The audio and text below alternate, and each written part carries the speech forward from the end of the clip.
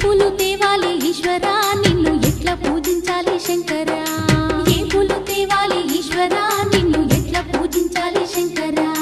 కోటి మహిమలతోని కొలువైన కోటప్ప నిన్ను పూజించిన జన్మే ధన్యమయ్యా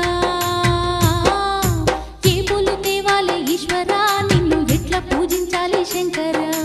ఏ పూలు తేవాలి ఈశ్వరా నిన్ను ఎట్లా పూజించాలి శంకరా